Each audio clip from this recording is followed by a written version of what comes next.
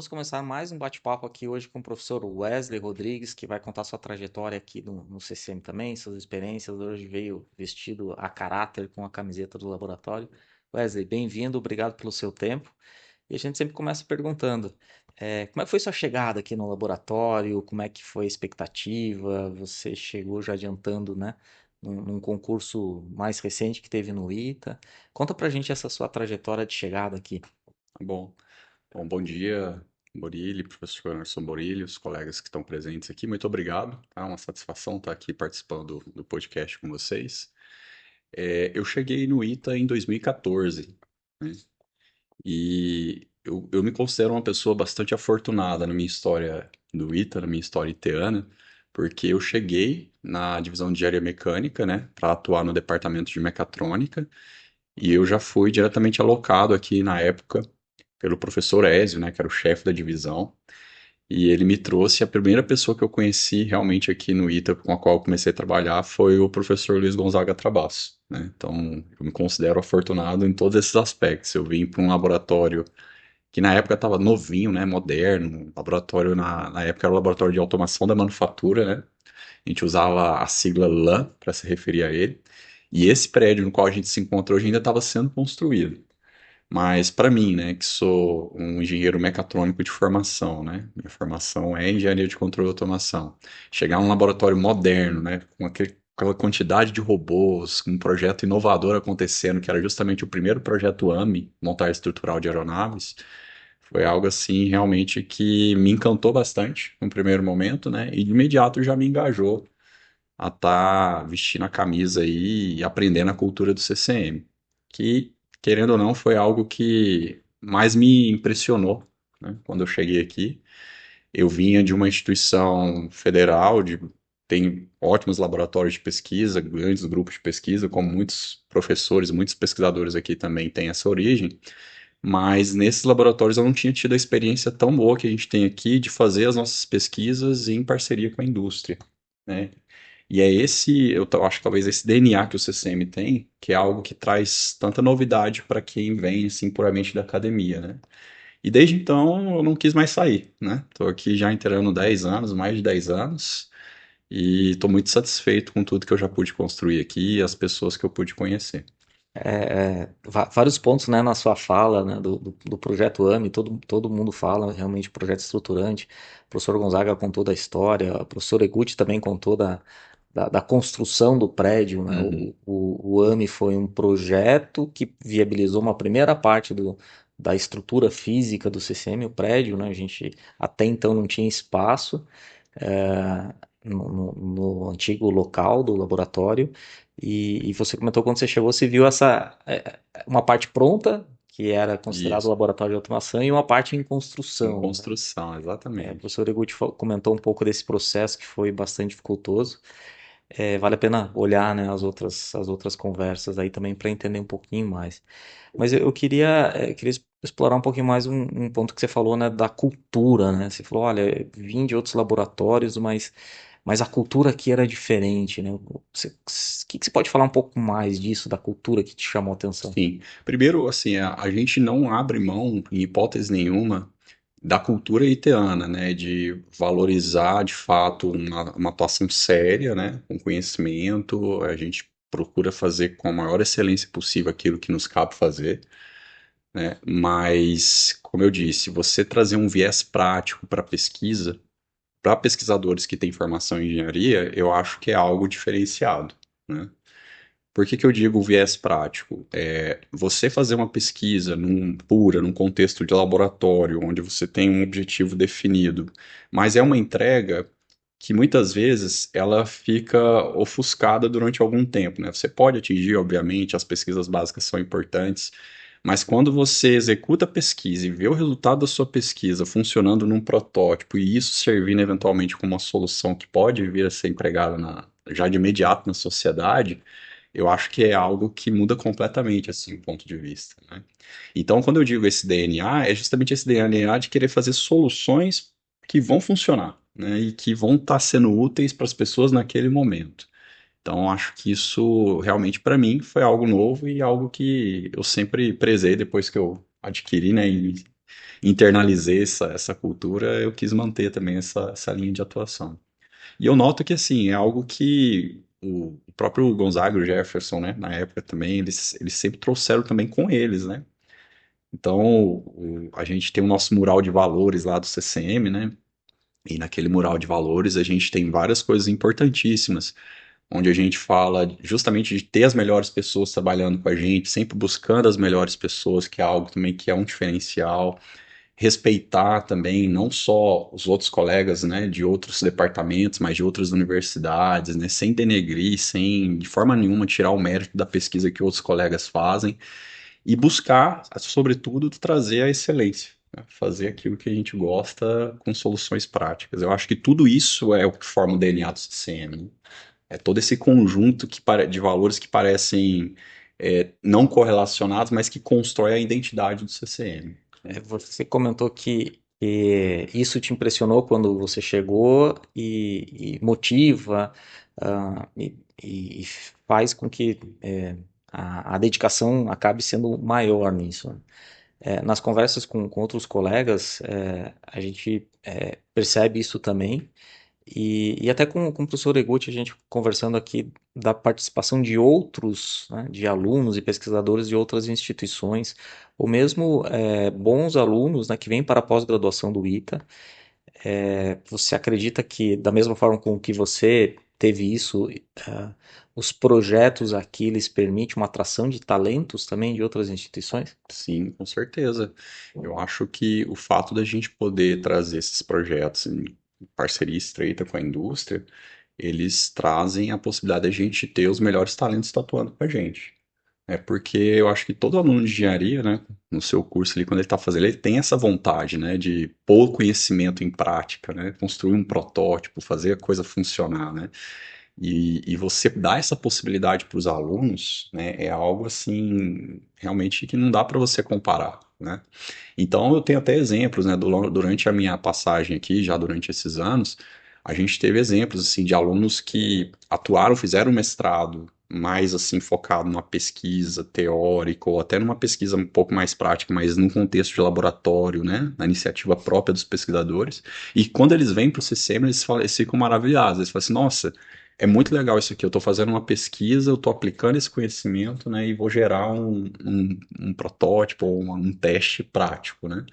Então eu acho que a gente tem sim isso como um diferencial e a gente tem que usar sempre esse valor que a gente tem para atrair as pessoas, tá? Eu acho que isso é um diferencial. A gente percebe que a pós-graduação ela vive de ondas, né? É, Os estímulos em valores de bolsas não são tão não permite que a pessoa faça de fato uma carreira, né? Se ela vai para a indústria, para a iniciativa privada, ela tem rendimentos muito maiores, né? E a gente vê que de tempos em tempos as escolas de engenharia têm uma dificuldade em conseguir alunos de pós-graduação.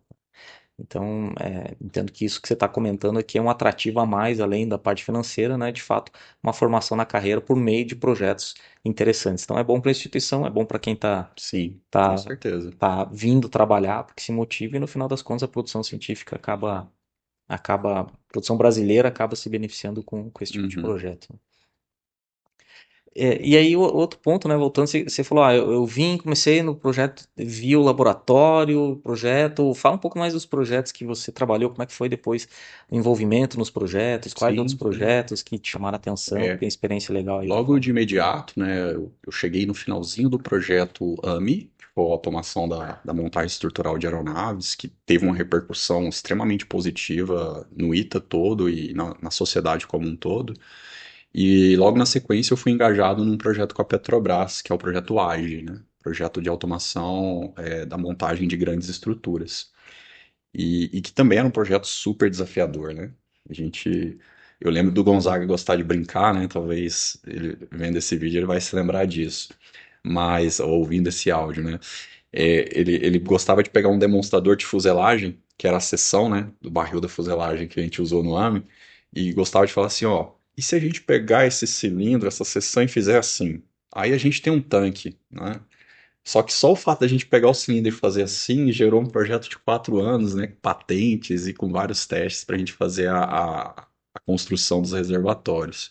E aí, logo na sequência, veio também um dos projetos que eu acho que são um dos projetos mais impactantes que o CCM fez do ponto de vista para a sociedade, assim, né? Que é o projeto Civor.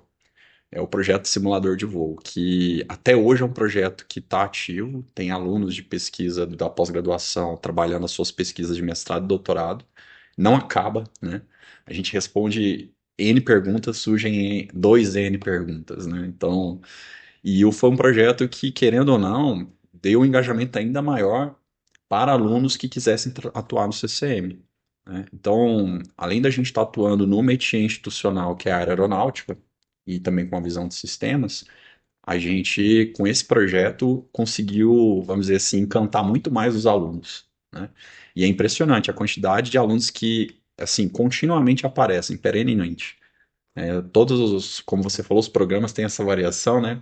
Mas o Civor, mesmo nas épocas de baixa, sempre aparece um aluno e fala assim: ah, eu quero fazer meu mestrado, meu doutorado no Civor, né? Então, Eu brinco que o Silvoro é o videogame mais caro de São José dos Campos, né? é, Porque ele é um cockpit, a gente até tem uma o peça mockup tá impressa aqui, né? Eu aqui, tô vendo. mas imagine, né, para quem tá vendo, imagine isso todo instrumentado lá dentro, em cima de um robô, e você de fato pilotando isso, ele fazendo esses movimentos, né? Então, de fato, né, é muito atrativo para isso. Mas eu queria explorar um pouquinho mais o ponto que você falou assim, olha, é um projeto que começa e não tem fim, né? Não é que o projeto não tem fim, é que as linhas de Bom, pesquisa, né? dobrando, né? Explica um Isso. pouco mais isso. Sim, claro. O projeto obviamente acabou, né? Ele teve um fim. Foi um projeto que foi financiado pela FAPESP, pela Embraer. A gente executou esse projeto por 4 anos. E o objetivo do projeto era justamente construir o primeiro sistema, a versão, né? Fazer toda a integração. É um projeto extremamente multidisciplinar, né? Envolveu, inclusive, a participação de vários professores aqui do ITA, né? Da divisão de aeromecânica. E uma vez que ele finalizou, a gente terminou o projeto abrindo mais 2 linhas de pesquisa no laboratório, né? A primeira delas foi justamente essa linha de pesquisa que a gente chama de motion cueing, né? Rastreamento de movimento. Então, a pergunta de como adequar o movimento do braço robótico para simular a dinâmica de uma aeronave é uma pergunta que ela tem N respostas na literatura e que ela pode ser adequada para N contextos. Então, essa é uma linha de pesquisa que acabou sendo aberta. E a outra linha de pesquisa que também foi aberta e que deu sequência nos trabalhos em cima da mesma plataforma foi a linha de fatores humanos, que na época foi o próprio professor Gonzaga que trouxe da Suécia, no seu pós-doutorado. Ele foi lá, fez o pós-doutorado na Suécia e trouxe de volta essa possibilidade, onde a gente passou a olhar da interação do ser humano com sistemas de engenharia. A gente diz que são abordagens cyberfísicas, né? Então, por que que eu digo que isso se desdobrou em outros temas de pesquisa? Porque essas pesquisas, usando esse dispositivo, esse sistema que foi desenvolvido no início, elas por si só foram se sustentando, né, e trazendo uma atuação mais perene do ponto de vista da investigação científica. Então é nesse sentido que eu falo que ele, né, prosseguiu e continuou. E o mais interessante hoje, passando por toda essa revolução que a gente fala de manufatura avançada, indústria 4.0, hoje o pessoal já fala, né, de indústria 5.0, e olha só que interessante, né? Você mais que ninguém pode dizer, né, Borelli? O pessoal comenta muito na indústria 5.0 é justamente qual é o foco. É como que o ser humano interage com aquele sistema de manufatura que está cheio daqueles recursos avançados, né? E é onde fatores humanos, por exemplo, entram assim como uma luva, né? E a gente tem hoje pesquisas sendo feitas, por exemplo, no programa do PE, Programa de Especialização da Embraer, né? Utilizando essa infraestrutura do Laboratório de Fatores Humanos que foi criada após o CIVOR, com aplicações em manufatura. Percebe? Então, eu diria uma ramificação, né? Que vai gerando frutos aí para o laboratório e para o ITA. Eu puxei essa linha porque a gente já viu isso e em outras conversas aqui é muito claro para quem está aqui dentro, né? É, um projeto gera umas competências, o projeto termina, mas as competências estão ali com um grau a mais, né? E a gente tem feito aqui no laboratório esse desdobramento, pivotamento ou transbordamento dessas competências. Então, cada projeto ele não existe sozinho.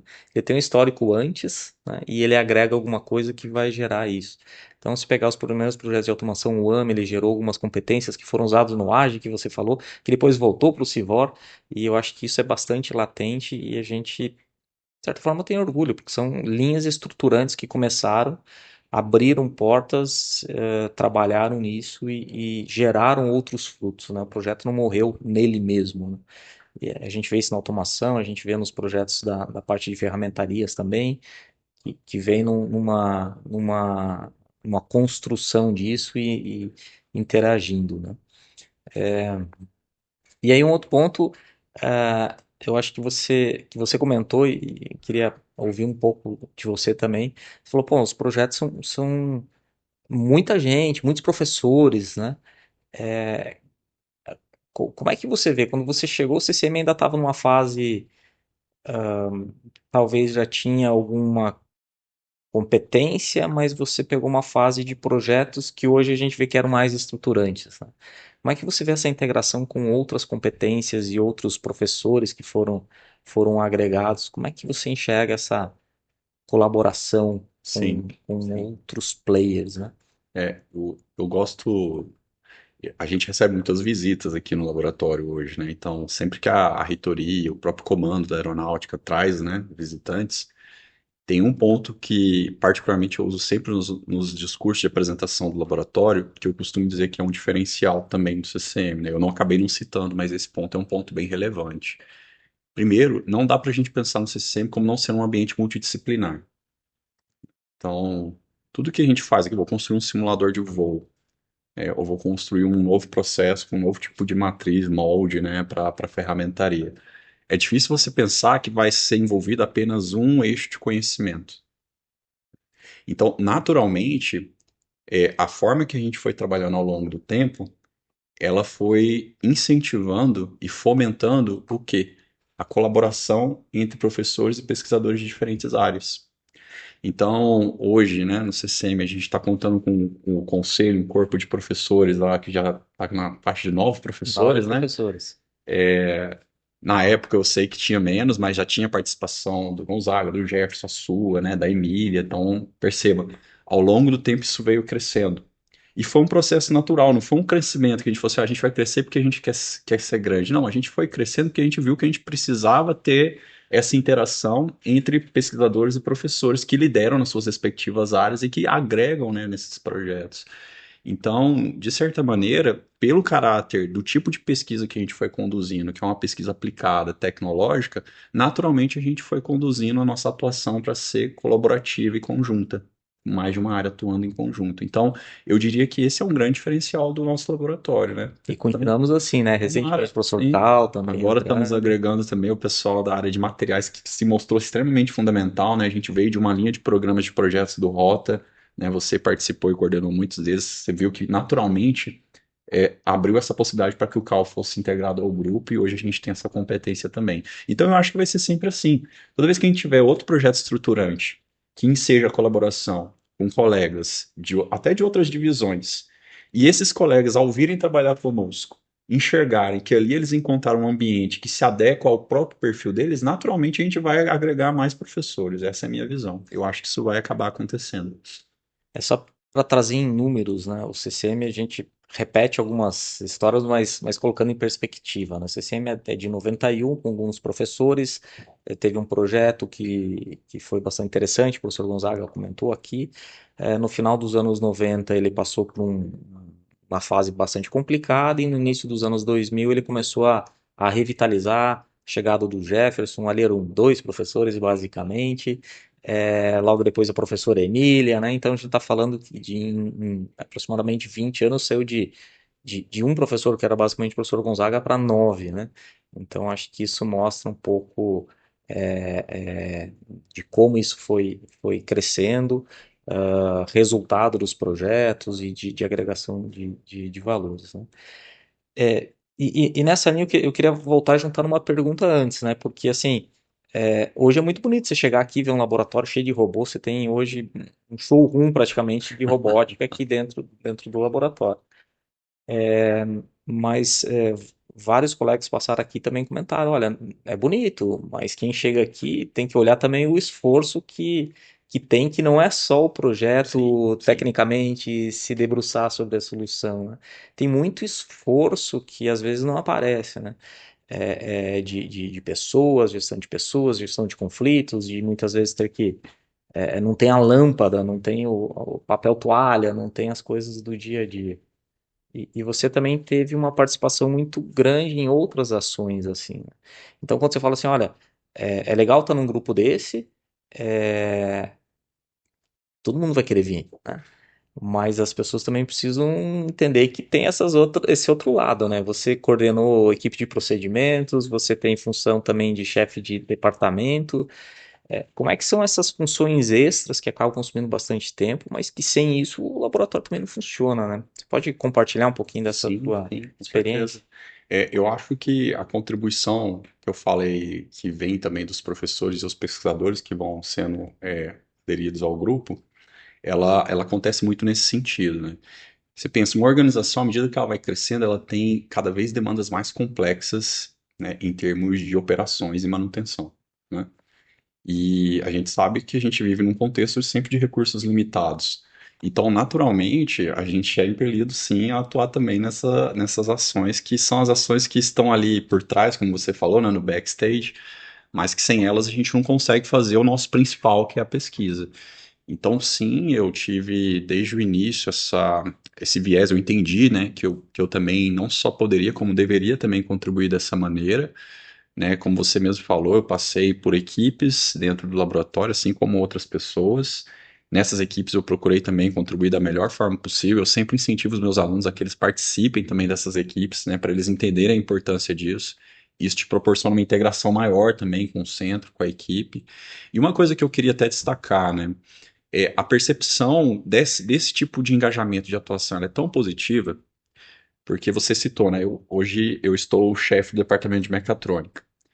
Mas, se a gente for citar o professor Rony, chefe da seção lá De projetos de da projetos da IPR, IPR, né, da nossa Pró-Reitoria de Relações Institucionais. Professora Emília Villani, vice-reitora. vice-reitora, né? Professor Carlos Erguti, chefe, né, formal do CCM. O CCM está dentro da RICA, né, do Instituto Tecnológico, chefe formal do CCM.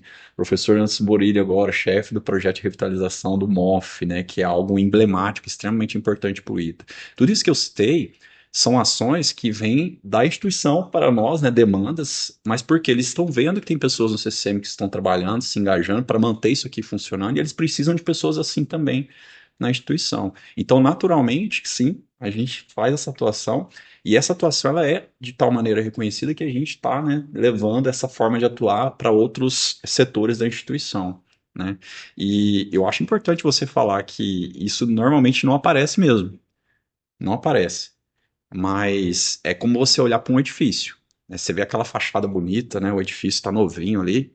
Só que se não tiver as pessoas que dentro do edifício estão cuidando para que a fachada sempre fique bonita, né? A estrutura sempre fique em pé, o que que vai acontecer com esse edifício, né? Com o tempo você vai passar, vai virando aquela coisa A pré-histórica, né? natureza ganha, né? Decadente, a natureza ganha. Então, realmente, essas ações elas não aparecem, mas eu fico feliz de que elas estejam sendo feitas, né? E eu acho que, enquanto eu estiver aqui, eu vou continuar ajudando também dessa maneira.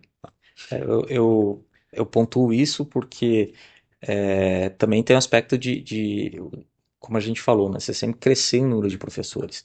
Então, quando a gente tem um número maior de pessoas, tem que ser pessoas que, de certa forma, estejam alinhadas com isso também, né? Que saber que, ok, tem o bônus, né, de estar num laboratório que tem algumas características positivas, algumas vantagens, mas tem o ônus também, né? Que é se dedicar um pouco mais que isso. Eu acho que a gente tem sido bastante feliz, né, com esse pessoal que tem agregado bastante na gente aí e provavelmente a gente avance no- no- nesse crescimento, nesses desdobramentos. Quem sabe num outro momento a gente possa falar dos outros projetos que estão em paralelo aí, mas Certo, tem que ter um podcast para falar só dos tem outro, projetos, né? outro Porque podcast. é bastante coisa. Ah, e aí, voltando um pouquinho para a parte mais acadêmica, né, das pessoas, as orientações, qual que tem sido a tua experiência assim, com os alunos que, né, você falou assim, eles motivam pelo projeto, né, publicações, como é que você enxerga esse lado mais de olhar para as pessoas? Uhum, sim. Tem uma coisa que eu adoro, assim, pelo que eu faço, né, do que eu faço, do que eu atuo, que é ver esse processo de crescimento e transformação do aluno, né? Todo aluno ele chega aqui mais ou menos naquela condição, assim, mais ou menos acanhado, sem entender muito bem como é que as coisas funcionam, admirado com várias questões dos recursos que existem no laboratório. E o que eu noto é assim, o aluno realmente quando ele se engaja, eu vejo que ele vai mudando, à medida que ele vai atuando com a gente, vai mudando um pouco a forma dele de atuar, né? Até a organização dele muda, né? E esse processo é um processo de crescimento pessoal do aluno, né? E a gente fica satisfeitíssimo de ver isso acontecendo. Então, meus alunos que hoje eu oriento de iniciação científica, mestrado, né, doutorado, eu noto isso neles, né? Eu noto que à medida que eles vão, inclusive não só na pesquisa, porque se o aluno normalmente, eu tenho os dois perfis, né? O aluno que só atua na pesquisa, às vezes é um aluno que não nem fica muito aqui, né? Ele vem, faz o experimento, faz o que ele tem que fazer, né? E volta lá ou para casa dele ou para um outro local onde ele se sente melhor estudando. Mas o aluno, quando ele realmente se engaja na cultura do CCM, ele está aqui mesmo nos momentos em que ele não está atuando na pesquisa dele. Então ele gosta de estar aqui para estudar, ele gosta de estar aqui para tomar um café com as pessoas na Copa, ele gosta de estar aqui, eu quero atuar na equipe de procedimentos, né? Eu quero atuar com o pessoal do FIPO, né? Do Fraunhofer, enfim, e eu noto que esse é um processo de crescimento, né? O aluno, quando ele adota essa postura, e aí é aquele ponto, né? Qual é o último ponto para a gente, professor? Qual é o produto que a gente entrega para a sociedade? É esse aluno formado, né? É o Rony que gosta de dizer assim, quando o aluno sai porque ele é contratado por uma boa e uma grande empresa como engenheiro, a gente não está perdendo, a gente está entregando, É. né? E os alunos que a gente está entregando normalmente estão sendo alunos muito bem reconhecidos nas todas as empresas com as quais a gente interage, percebe? E que estão voltando muitas E vezes volta, às vezes pela empresa, né? voltam pela empresa, trazem novos projetos. Então, eu acho que esse processo, a gente que está ficando aqui, né, Murilo? Estamos ficando aqui com cabelos brancos, assistindo esse Eu processo, tô ficando sem cabelo né? mesmo. Mas a gente está vendo isso acontecendo e isso eu acho que para a gente é muito assim enaltecedor, é muito bom ver isso acontecendo, né? É, só um comentário rápido nisso, né? A gente, se olhar a trajetória do CCM nesses últimos 20 anos, né? Era muito comum que os projetos fossem uma empresa com laboratório, uma empresa com laboratório, né?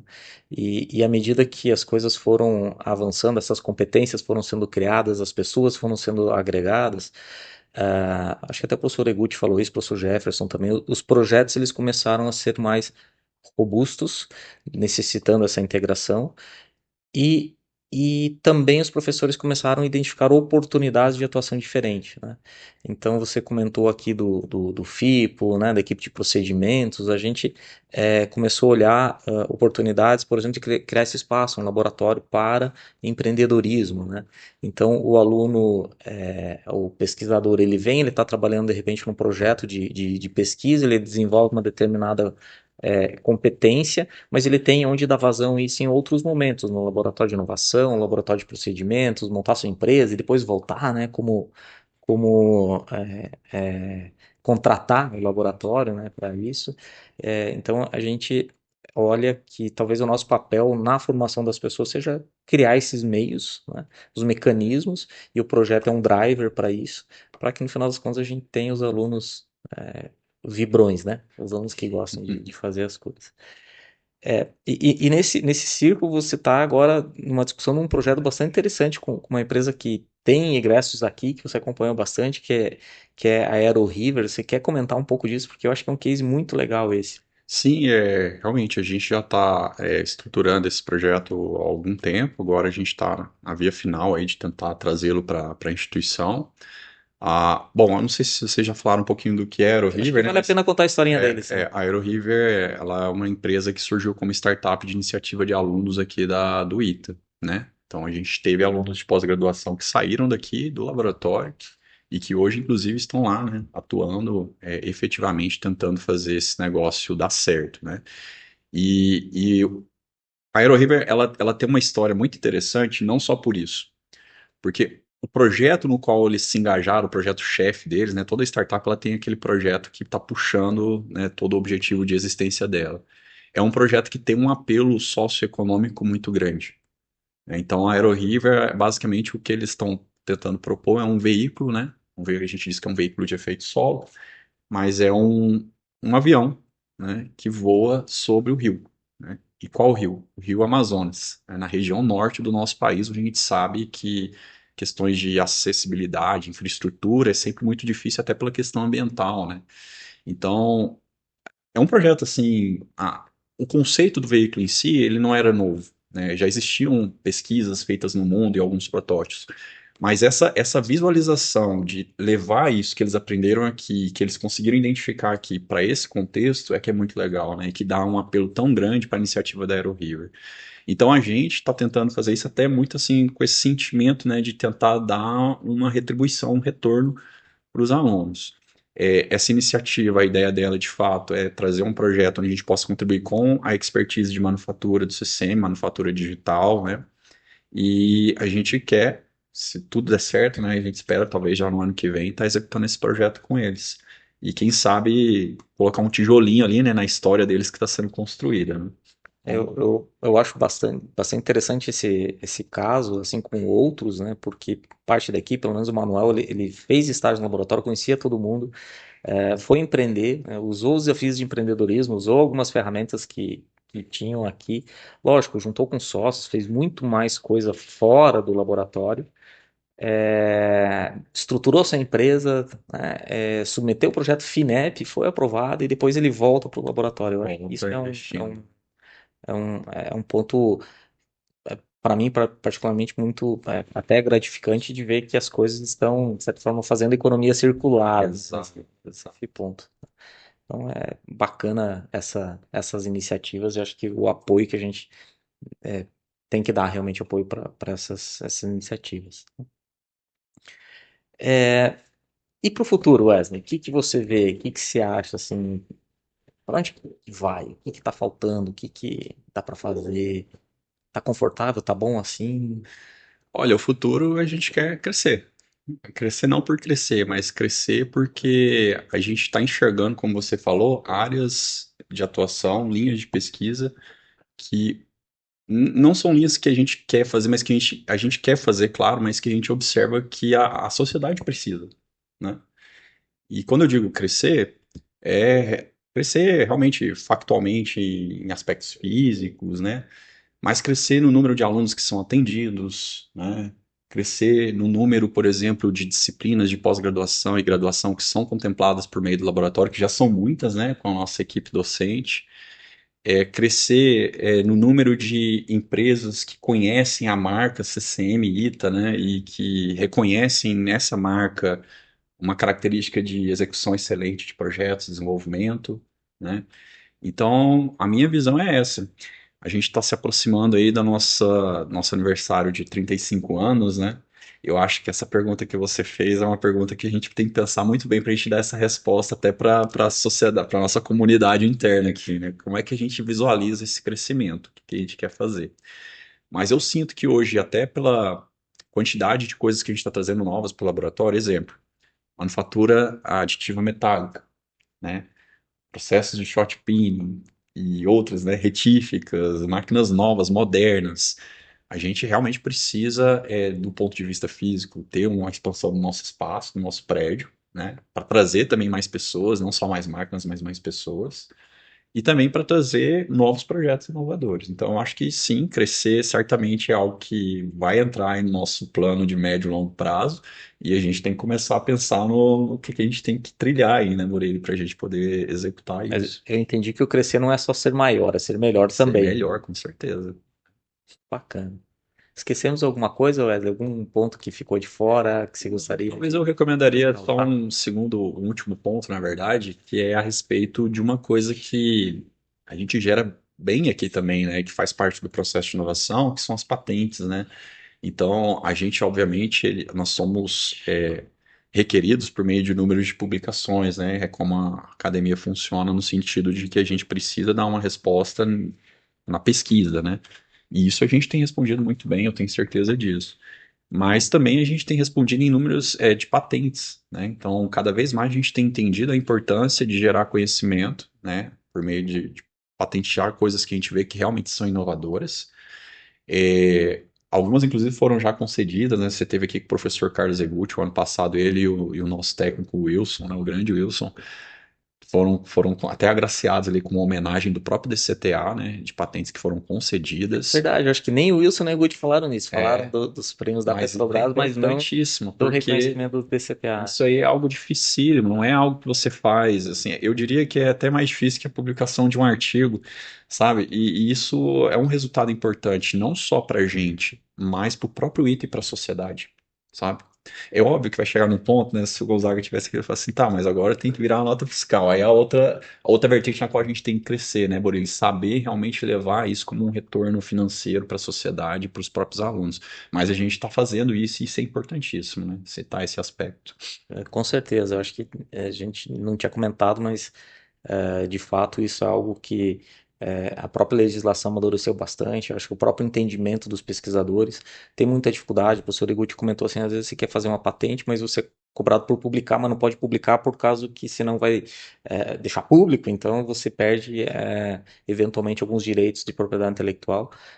Então, administrar isso não é muito fácil, né? Tá naquele pool de atividades de bastidores ali que não Exato. aparece, que tomam Que é outra coisa que toma um tempo a um gente aprender a tempo fazer correto também, né? aprender a Fazer fazer certinho e correto. não perder essa oportunidade.